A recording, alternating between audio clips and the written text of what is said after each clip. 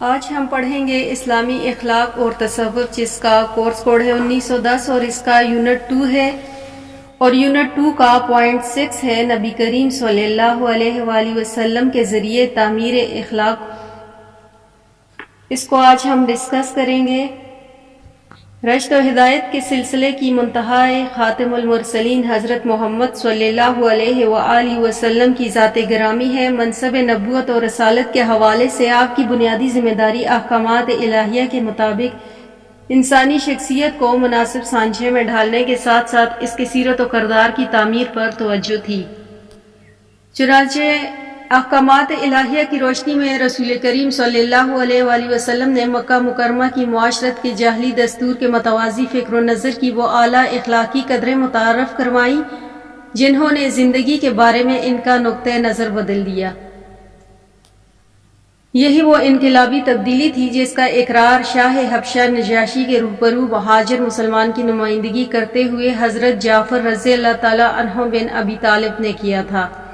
حضرت جعفر رضی اللہ تعالیٰ عنہ کا ایک بادشاہ کے دربار میں اس اصلاحی لائے عمل کا اعتراف تھا جو رسول کریم صلی اللہ علیہ وآلہ وسلم نے انتہائی قلیل مدت میں نافذ العمل کر کے دکھایا تھا۔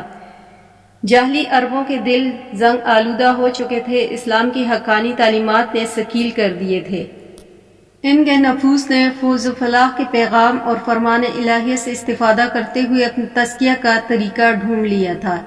گویا تزکیہ سے ہی تکمیل نفس کی خصوصیت وجود پذیر ہوتی ہے، جس کی اساس ایمان باللہ کے مرکز محور کے گرد گھومتی ہے۔ اپنے نفس کو تبارک کے تعالیٰ کے وحدانیت کے رنگ میں رنگنے کے نتیجے میں انسان کفر و شرک اور فسق و فجور کے ان معلقات سے مامون ہو جاتا ہے جو تعلق باللہ انسان کی سیرت و کردار کو صحیح اور مثبت خطوط پر استوار کرنے میں معاون ثابت ہوتا ہے۔ سیرت و کردار اور حقیقت اخلاق عادات کا ظاہری صورت میں نظر آنے کا نام ہے۔ رسول کریم صلی اللہ علیہ وآلہ وسلم نے امت مسلمہ کے افراد کو سیرت و کردار کے حوالے سے اخلاقیات کی اہمیت کو اجاگر فرمایا۔ رسول کریم صلی اللہ علیہ وآلہ وسلم نے اخلاقی اقدار کو اپنے اسوائے حسنہ کے عملی قالب میں ڈھال رکھا تھا۔ اس کے اپنے منفرد امتیازات اور خصائص ہیں جن کی بنا پر کامل ترین جامع قابل عمل اور ابدی و آفاقی رہنمائی کا اعزاز آپ صلی اللہ علیہ وآلہ وسلم کو نصیب ہوا۔ چنانچہ وہی جاہل عرب لوگ جو ایک وقت میں اپنی جہالت پر فخر کرتے تھے، نعمت اسلام سے مستفید ہوئے اور روشن سیرت و کردار اور اخلاق کی بنا پر آنے والے زمانے کے لوگوں کے لیے رہبر و رہنما قرار پائے۔ اللہ تعالیٰ نے خاتم النبیین صلی اللہ علیہ وآلہ وسلم کی معرفت و اخلاق کی فضائل و رذائل سے آگاہی عطا فرمائی تاکہ بہتر سیرت و کردار کی ضمانت حاصل ہو سکے اور صاحب ایمان افرادیت و عمرانی کی بہتر تسلسل کا باعث بن سکے۔ پھر اس کا اگلا پوائنٹ 7 ہے اخلاق کے اسلامی تصورات۔ اس کی پہلی ہیڈنگ ہے نیکی کا تصور۔ ہماری نجات اس وقت ممکن ہے جب ہمارے نامہ اعمال میں نیکیاں گناہوں کے مقابلے میں زیادہ ہوں گی۔ نیکی کسی عمل یا عقیدے کا نام ہے؟ کیا نیکی کا تصور محض نماز، روزہ، زکوٰۃ اور دیگر ظاہری عبادات تک ہے، یا اس کا دائرہ کار زندگی کے ہر معاملے تک پہنچتا ہے؟ کیا اس کی فہرست قرآن و سنت میں موجود ہے یا اسے عقل و فطرت سے متعین کیا جاتا ہے؟ یہ وہ سوالات ہیں جو نیکی کے تصور کو جاننے اور درست طور پر جاننے میں بہت اہم کردار ادا کرتے ہیں۔ اگر ہم ان سوالوں کا قرآنی جائزہ لیں تو معلوم ہوتا ہے کہ اللہ نے ہمیں صرف اپنی عبادت کے لیے ہی پیدا کیا ہے، گویا عبادت ہی نیکی ہے اور عبادت سے گریز کرنا گناہ ہے۔ نیکی سے مراد ہر وہ عمل ہے جو اللہ اور اس کے رسول صلی اللہ علیہ وآلہ وسلم کی بیان کردہ حلال و حرام کی قیود میں رہتے ہوئے خلوص نیت اور خوش اسلوبی کے ساتھ کیا جائے، اور جس کا مقصد کسی بھی مخلوق کو جائز طور پر فائدہ پہنچانا۔ نیکی سے مراد کوئی بھی عمل ہے، ضروری نہیں کہ یہ عمل صرف دینی امور سے متعلق ہو، یہ دنیا کا کوئی بھی معاملہ ہو سکتا ہے، شرط یہ ہے کہ اس میں قرآن و سنت کی بیان کردہ شرائط پوری ہو رہی ہوں۔ جیسا کہ اس آیت میں ہے، نیکی یہ نہیں کہ تم اپنا رخ مشرق یا مغرب کی طرف پھیر لو، بلکہ اصل نیکی یہ ہے کہ کوئی شخص اللہ پر، روز قیامت پر، فرشتوں پر، کتابوں پر، نبیوں پر ایمان لائے اور اللہ سے محبت کی خاطر اپنے رشتہ داروں، یتیموں، مسکینوں، مسافروں، سوال کرنے والوں کو اور غلامی سے نجات دلانے کے لیے دے، نماز قائم کرے، زکوٰۃ ادا کرے، نیز لوگ نیک لوگ وہ ہیں جب عہد کریں تو اسے پورا کریں، بدحالی، مصیبت اور جنگ کے دوران صبر کریں، ایسے ہی لوگ راست باز اور یہی لوگ متقی ہیں۔ یعنی نیکی کا دائرہ کار صرف دینی امور ہی نہیں بلکہ دنیاوی معاملات تک وسیع ہے، جن کا حوصلہ افزائی قرآن مجید اور سنت رسول صلی اللہ علیہ وآلہ وسلم میں کی گئی۔ پھر اس کی اگلی ہیڈنگ ہے نیکی کی شرائط۔ کسی عمل کے عمل صالح ہونے کے لیے پہلی شرط اللہ اور اس کے رسول صلی اللہ علیہ وآلہ وسلم کی بیان کردہ حلال و حرام کی قید کا خیال رکھنا ہے۔ یہ بات ذہن میں رہے کہ اللہ تعالیٰ نے حلال و حرام کی قید صرف وحی کے ذریعے ہی نہیں بتائی بلکہ انسان کی فطرت کے اندر بھی جائز و ناجائز کو طے کرنے کی بنیادی صلاحیت رکھتی ہے۔ پھر دوسری شرط ہے کہ کسی عمل کے نیکی ہونے کی دوسری شرط نیت کے اخلاص کا ہونا، یعنی جس مقصد کے لیے وہ کام کیا جا رہا ہو واضح طور پر بلا شعور کہیں موجود ہونا چاہیے۔ عمل صالح ہونے کی تیسری شرط یہ ہے کہ اس عمل کو محنت یا مہارت سے یا خوش اسلوبی سے انجام دینا چاہیے۔ چوتھی شرط ہے کہ عمل کا مقصد کسی نہ کسی مخلوق کو براہ راست یا بالواسطہ نفع پہنچانا، یا نفع دنیا کا بھی ہو سکتا ہے اور دین کا بھی۔ دین کے نفع کو نیکی ماننا تو ایک مسلمہ ہے، لیکن دنیاوی کاموں کو بھی متعدد احادیث میں صدقہ نیکی قرار دیا گیا ہے۔ حدیث مبارکہ ہے کہ آپ صلی اللہ علیہ وآلہ وسلم نے فرمایا کہ اچھائی کا حکم کرنا صدقہ ہے اور برائی سے روکنا صدقہ ہے۔ دوسری حدیث ہے کہ آپ صلی اللہ علیہ وآلہ وسلم نے فرمایا کہ جو اپنے اہل و عیال پر ثواب کی نیت سے خرچ کرتا ہے تو وہ اس کے لیے صدقہ ہوگا۔ پھر تیسری حدیث میں فرمایا کہ آپ صلی اللہ علیہ وآلہ وسلم نے فرمایا تم میں سے ہر ایک کی شرمگاہ میں صدقہ ہے۔ صحابہ رضی اللہ تعالیٰ عنہ نے فرمایا کہ اللہ کے رسول، کیا ہم میں کوئی اپنی شہوت پوری کرے تو اس میں بھی ثواب ہے؟ آپ صلی اللہ علیہ وآلہ وسلم نے فرمایا کیا تم دیکھتے نہیں اگر اسے حرام جگہ استعمال کرتا تو وہ اس کے لیے گناہ کا باعث ہوتا ہے، اس طرح اگر وہ اسے حلال جگہ صرف کرے گا تو اس پر اس کو ثواب حاصل ہوگا۔ چوتھی حدیث ہے کہ کسی کو اس کی سواری پر سوار کرنا یا اس کا سامان اٹھانا یا اس کے سامان کو سواری سے اتار دینا صدقہ ہے۔ پانچویں حدیث ہے کہ پاکیزہ بات کرنا صدقہ ہے۔ چھٹی حدیث ہے کہ نماز کی طرف چل کر جانا ہر قدم صدقہ ہے۔ ساتویں حدیث ہے کہ راستے سے تکلیف دہ چیز کو ہٹانا بھی صدقہ ہے۔ آٹھویں حدیث ہے کہ رشتہ داری کا لحاظ رکھنا، گناہوں سے بچنا، مصیبت برداشت کرنا، اچھے اخلاق اپنانا، قرض دار کو مہلت دینا صدقہ ہے۔ نویں حدیث ہے اس کی کتے یا کسی جانور کو پانی پلانا بھی صدقہ ہے۔ ان تمام روایات کو جمع کیا جائے تو معلوم ہوتا ہے کہ صدقہ یا نیکی سے مراد ہر وہ عمل ہے جس میں خواہ خود یا کسی دوسری مخلوق کو نفع پہنچایا جا رہا ہو۔ پھر اس کے بعد اس کی اگلی ہیڈنگ ہے صدقہ تصور۔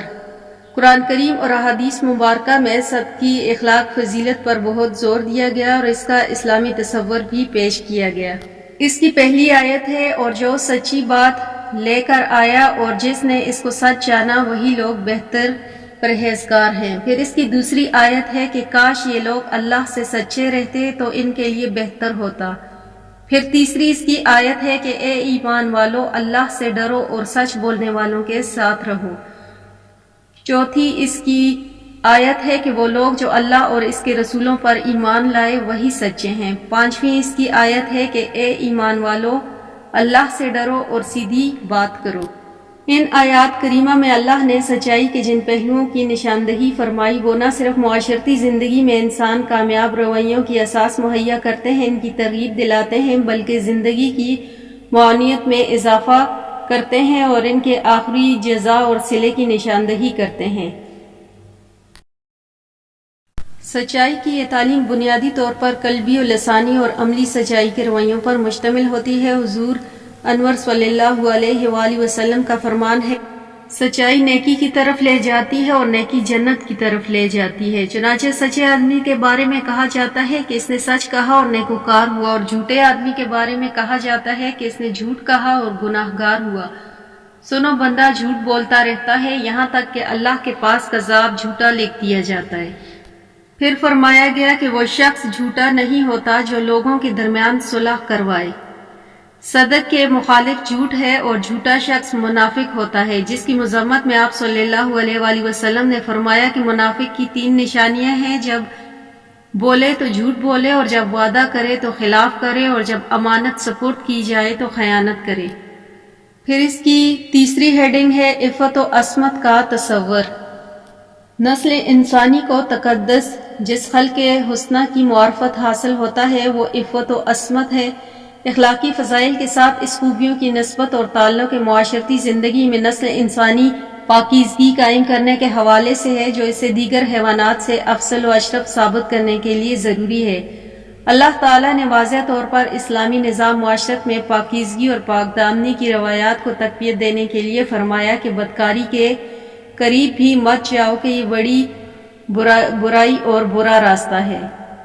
اس جامع حکم میں وہ تمام اسباب و عوامل جو بدکاری کی فضا کو تقویت دے کر اس برائی کو رائج کرتے اور استحکام دلاتے ہیں، حرام کاموں میں شمار ہوں گے۔ چنانچہ ہر طرح کی بے باکی اور بے حیائی کو ناپسند فرمایا گیا تاکہ اس کے نتیجے میں آگے چل کر ایسے موقع پیدا نہ ہو جائیں جو زندگی میں فساد اور نسلی تقدس کو مجروح کرنے کا باعث بنے اور نسب کے خراب ہونے کی بنا پر مختلف معاشرتی مسائل جنم لیں۔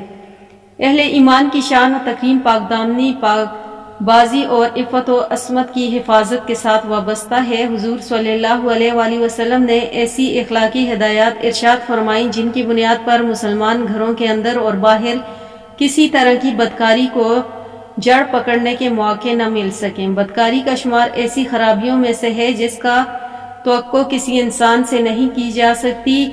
ارشاد باری تعالیٰ ہے کہ بدکاری کرنے والا بدکاری کے وقت مومن نہیں ہوتا۔ پھر اس کی ہیڈنگ ہے امانت کا تصور۔ باہمی لین دین کے معاملات کو طے کرتے وقت ہر ایک کے حق کو مکمل طور پر ادا کرنا تاکہ اس میں کوئی کمی بیشی نہ رہے امانت کہلاتا ہے۔ ارشاد باری تعالیٰ ہے کہ اور وہ لوگ اپنی امانتوں اور وعدوں کا لحاظ رکھتے ہیں۔ آیت مذکورہ میں فرمایا گیا کہ صاحب ایمان مرد اور خواتین اپنے عہد اور امانتوں کی پاسداری کرنے والے ہوتے ہیں۔ وہ امانتوں کو ان کے اہل تک لوٹاتے اور اس میں خیانت نہیں کرتے۔ جب دوسروں سے عہد باندھتے ہیں تو معاہدے کی شرائط پوری کرتے ہیں۔ چنانچہ امانتوں کی ادائیگی اور عہدوں کی تکمیل اہل ایمان کے اوصاف میں سے ہیں۔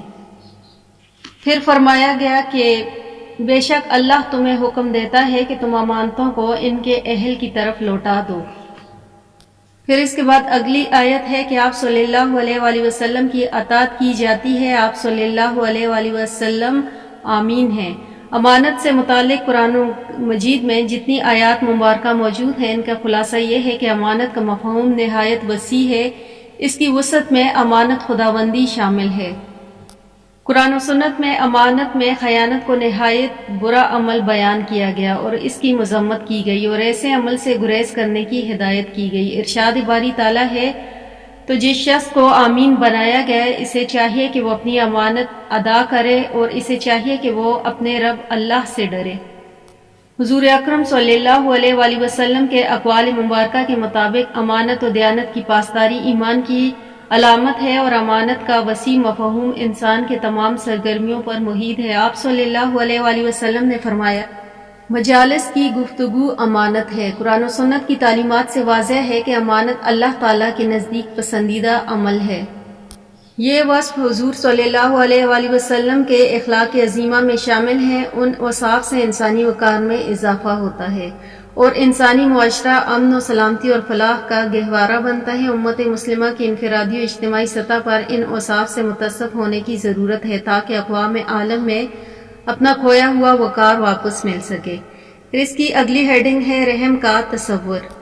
خالق کائنات کی سب سے نمایاں صفاتیت میں سے ایک اس کی رحمت ہے جو تمام مخلوقات پر محیط ہے۔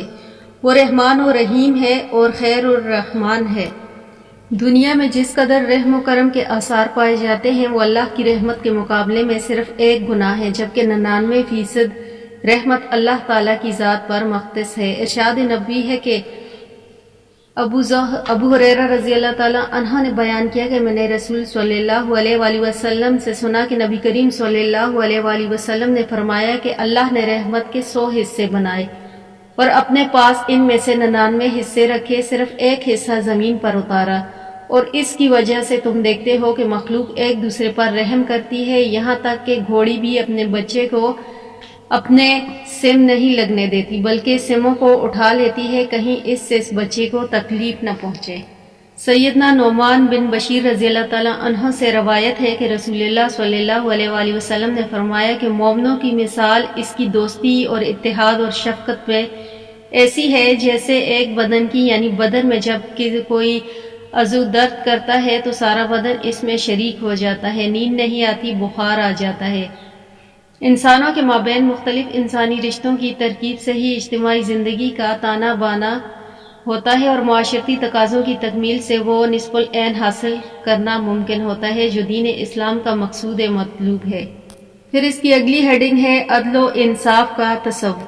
عدل و احسان اخلاق کے ان قیمتی اور وزنی خصائل میں سے ہے جو نہ صرف فرد کی سیرت و کردار کو توازن اور ہم آہنگی اور زینت سے نوازتے ہیں بلکہ اجتماعی زندگی میں بھی ربط و ضبط اور استحکام کی خوبیوں کو فروغ دینے کا باعث بنتے ہیں۔ اس سے مراد یہ ہے کہ جو بات ہم کہیں یا جو کام ہم کریں اس میں سچائی کا پلڑا کسی ایک طرف نہ جھکنے پائے، صرف وہی سرگرمیاں اختیار کی جائیں جن کی بنا پر عدل کے تقاضے مجروح نہ ہونے پائیں۔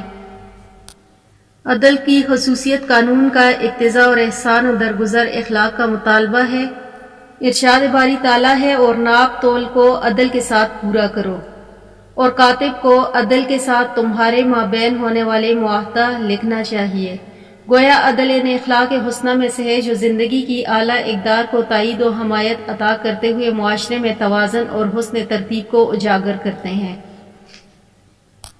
پھر ارشاد باری تعالیٰ ہے کہ نیکی کا بدلہ صرف ایک نیکی ہے۔ دین اسلام کا اختصاص یہ ہے کہ وہ اپنے پیروکاروں کو نیکی ادنا سے اعلیٰ ترین صورتوں کی نشاندہی کرتے ہوئے ترغیب دلاتا ہے کہ وہ اپنی استقامت کے مطابق احسان کی متعدد صورتوں سے فائدہ اٹھائے اور توشہ آخرت اکٹھا کریں۔ پھر اس کی اگلی ہیڈنگ ہے استقامت کا تصور۔ استقامت کا مفہوم یہ ہے کہ سیدھا اور متوازن راستہ اختیار کیا جائے اور حق کو قبول کرنے کے بعد اس پر ثابت قدم رہا جائے۔ ارشاد باری تعالیٰ ہے کہ اے نبی صلی اللہ علیہ وآلہ وسلم اس کی طرف دعوت دیجیے اور استقامت پکڑیے جس کا آپ صلی اللہ علیہ وآلہ وسلم کو حکم دیا گیا، اور ان کی خواہشات کے پیچھے مت چلیں۔ اس آیت میں دعوت دین پر استقامت کی تلقین کی گئی اور باطل کی اتباع سے منع فرمایا گیا۔ قبولیت ایمان کے بعد مستقل مزاجی سے ڈٹے رہنے کی تلقین کی گئی جس کا مظاہرہ مکی زندگی میں مسلمان دیتے رہے۔ ان کے جسم سے پگھلتی چربی سے انگارے تو سرد ہو سکتے تھے لیکن خلق سے احد احد کی صدا ہی نکلتی تھی۔ رسول اللہ صلی اللہ علیہ وآلہ وسلم صحابہ کریم کی تربیت فرماتے ہوئے یہ نصیحت فرماتے کہ کہو میرا رب اللہ ہے اور اس پر قائم رہو۔ پھر اس کی اگلی ہیڈنگ ہے سخاوت کا تصور۔ اسلام تعمیر کردار کی اساسی اقدار میں جن محاسن اخلاق پر زور دیتا ہے اس کا پس منظر سمجھنا بھی ضروری ہے۔ تعمیر و کردار فرد کی زندگی کی کامیابی کے لیے ضروری ہے اور یہ فرد کی اجتماعیت کا ہی عنوان ہے۔ سخاوت کا معاشرتی پہلو یہ ہے کہ ہم اپنے حق کو خوشی کے ساتھ دوسروں کے حوالے کر دینا، اپنے حق کو کسی کو معاف کرنا، اپنا بچا ہوا مال کسی دوسرے کو دینا، اپنی ضروریات کا خیال کیے بغیر یا اپنی ضرورت کو روک کر کسی دوسرے کو دینا، دوسروں کے لیے اپنے جسم اپنے دماغ کی قوت کو خرچ کرنا، دوسروں کو بچانے کے لیے یا حق کی حمایت میں اپنی جان دینا۔ سخاوت کا یہ پہلو معاشرتی زندگی میں افراد کے مابین ایسے رشتوں کو استوار کرتی ہے جس کا نتیجہ اجتماعیت کے استحکام کی صورت میں مرتب ہوتا ہے۔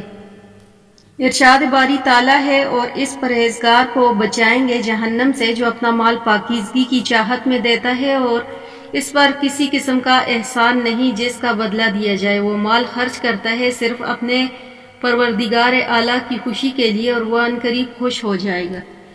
رسول اللہ صلی اللہ علیہ وآلہ وسلم لوگوں میں سب سے زیادہ سخاوت کرنے والے تھے اور آپ کی شان وجود الناس بالخیر اور اکرم الناس بالخیر تھی۔ سب سے زیادہ وجود و کرم کے ساتھ حاجت مندوں، ضرورت مندوں اور محتاجوں پر خرچ کرتے تھے۔ آپ کے خرچ کرنے اور سخاوت کرنے کی شان الرحی المرسلہ تیز ہوا کی طرح تھی جو کچھ مال غنیمت، تحائف، ہدیہ، عطیات صدقات خیرات آتے اور وہ فوراً خرچ کر دیتے تھے۔ نبی کریم صلی اللہ علیہ وآلہ وسلم تمام لوگوں میں سب سے بڑھ کر سخی تھے۔ رمضان المبارک میں بہت سخاوت فرماتے اور جب بھی جبرائیل امین علیہ السلام آپ کی بارگاہ میں حاضر ہوتے آپ صلی اللہ علیہ وآلہ وسلم تیز ہوا سے زیادہ سخاوت فرماتے۔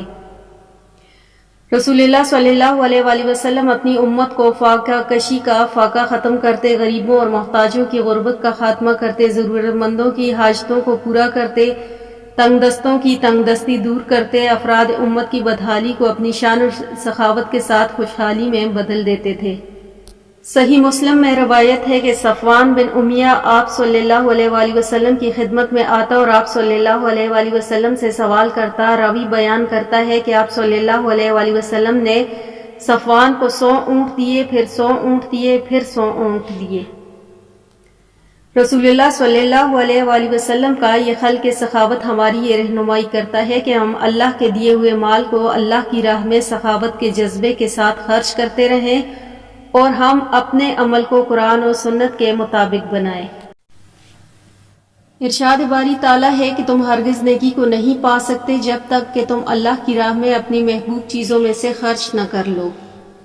پھر اس کے بعد ہیڈنگ ہے ایثار کا تصور۔ اخلاق حمیدہ میں سے ایک خلق ایثار بھی ہے۔ نبی کریم صلی اللہ علیہ وآلہ وسلم کے جس اسوائے حسنہ اور خلق عظیم کی اتباع کی ہمیں تاکید کی گئی، ایثار میں اس کا ایک اہم جز ہے۔ ایثار دوسروں کی ضرورتوں کو اپنے اوپر ترجیح دینے اور انہیں اپنی ضرورتوں پر فوقیت دینے کا نام ہے۔ خود بھوکے رہ کر دوسروں کو کھانا کھلانا، خود تکلیف اٹھا کر دوسروں کو راحت پہنچانا، اس اعتبار سے فیاضی کا اعلیٰ ترین درجہ ہے۔ ایثار ایمان کی پہچان اور مومن کا شعار ہے۔ یہ تبلیغ دین کا بھی ایک مؤثر ذریعہ ہے۔ پھر اس کے بعد ایثار کی عمدہ مثالیں ہیں کہ ایک صحابی نے شادی کی تو ولیمے کے لیے گھر میں کچھ سامان نہ تھا۔ رسول اللہ صلی اللہ علیہ وآلہ وسلم کو علم ہوا تو فرمایا کہ جاؤ اور عائشہ رضی اللہ تعالیٰ عنہ سے آٹا مانگ لاؤ۔ وہ گئے اور آٹا لے آئے۔ راوی کا بیان ہے کہ حضور صلی اللہ علیہ وآلہ وسلم کے گھر میں اس روز اس آٹے کے علاوہ شام کو کھانے کو کچھ نہ تھا اور وہ بھی ایک ضرورت مند کو دے گیا تھا۔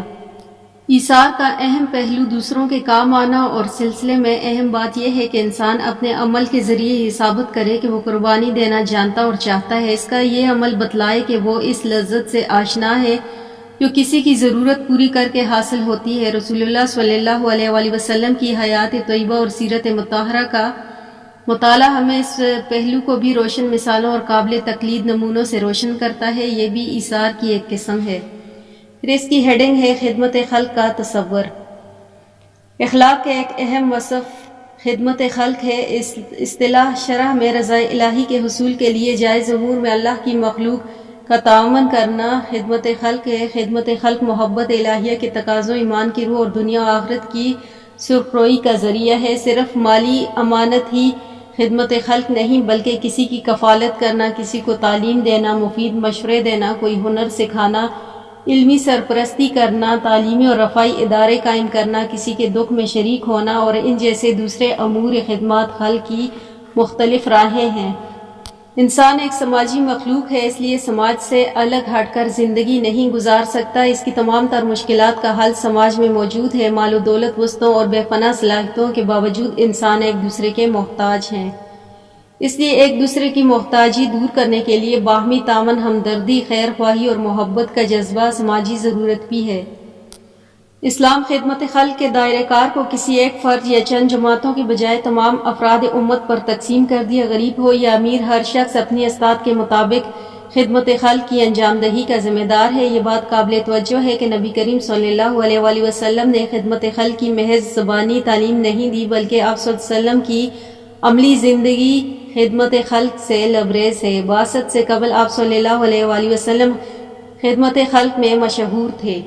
بعثت کے بعد بھی خدمت خلق کے جذبے میں مزید اضافہ ہوا۔ مسکینوں کی داد پرسی کرتے تھے، محتاجوں، بے کسوں اور کمزوروں پر مدد کرتے اور رحم فرماتے۔ یہ آپ کے نمایاں اوصاف تھے جس نے آپ کو خدا اور خلق سے تعلق جوڑ رکھا تھا۔ ام المومنین خدیجہ الکبریٰ رضی اللہ تعالیٰ عنہ آپ صلی اللہ علیہ وآلہ وسلم کی ان صفات محمودہ کے بارے میں فرماتی ہیں کہ آپ صلی اللہ علیہ وآلہ وسلم تو اخلاق فاضلہ کے مالک ہیں، آپ تو کنبہ پرور ہیں، بے کسوں کا بوجھ اپنے سر پر لیتے ہیں، مفلسوں کے لیے آپ کماتے ہیں، مہمان نواز ہیں، آپ بے مثال ہیں اور مشکل وقت میں آپ حق کا ساتھ دیتے ہیں۔ اس کے ساتھ ہی ہمارا یونٹ نمبر 2 اختتام پذیر ہوا۔